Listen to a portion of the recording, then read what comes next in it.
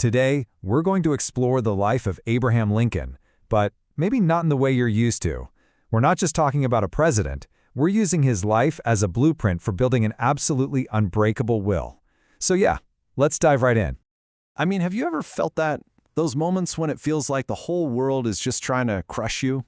When the weight of everything is just pressing down and all you can hear are the voices of doubt and failure? It's a tough place to be, right? And yet, some people, some souls, just refuse to be broken. And that, right there, brings us to Abraham Lincoln. This was a man who faced pressure we can barely even imagine, and he simply would not break. He's really the ultimate archetype of this kind of strength. So, let's start climbing what I like to call the Lincoln ladder. The very first rung, the place we have to start, is understanding how his incredible strength was actually forged in his earliest struggles. You see, his hardships weren't weaknesses, they were the foundation. His path was anything but a straight line to success. Before he was a leader, he failed in business, big time. He knew failure up close and personal. His general store, for instance, went completely under, leaving him with debts that took him years to pay off. Talk about a rough start. And his political career?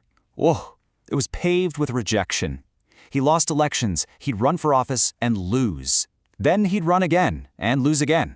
Seriously, his path to the presidency was basically a masterclass in how to deal with defeat.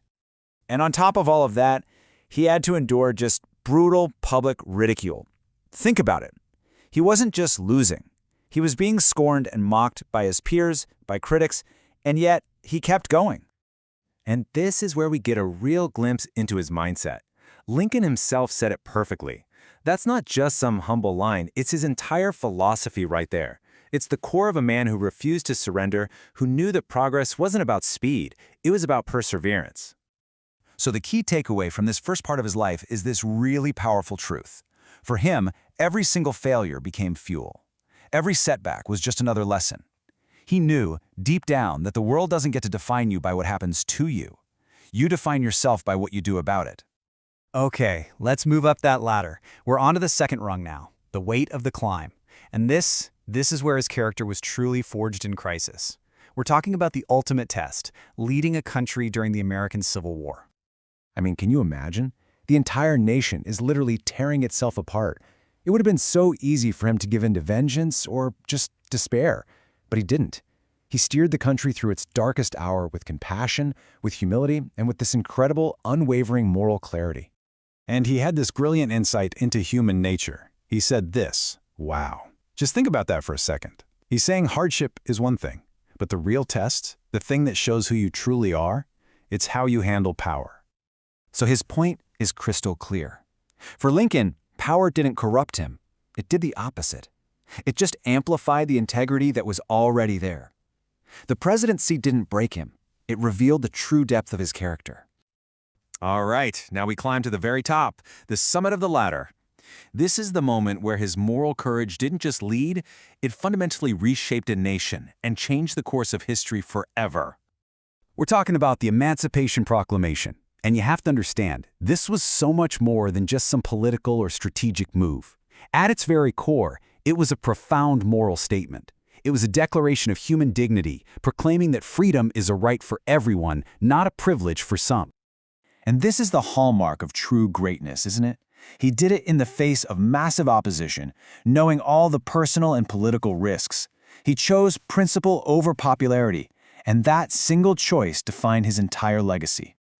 So, why does any of this matter to you? Because Lincoln's story isn't just history, it's a mirror.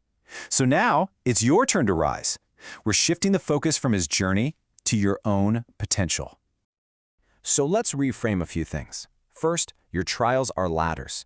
The challenges you're facing, they aren't walls built to stop you. No, they are ladders, just waiting for you to climb. And your failures, they aren't chains meant to hold you down. They're lessons. They're the wisdom you need to move forward stronger than before. And finally, that feeling of fear, that thing we all try to run from, it's not a prison. It's a signal. It's a compass pointing you in the exact direction you need to go. So here's your path forward, distilled right from Lincoln's own example. Step 1, rise with courage, even when you're afraid. Step 2, lead with compassion. for yourself and for others. And step 3, endure with the kind of strength that simply refuses to be broken. And here's the ultimate takeaway. The world still needs people with that kind of will. And that capacity for courage, for endurance, for greatness, it lives inside of you, right now. It's your turn. Rise.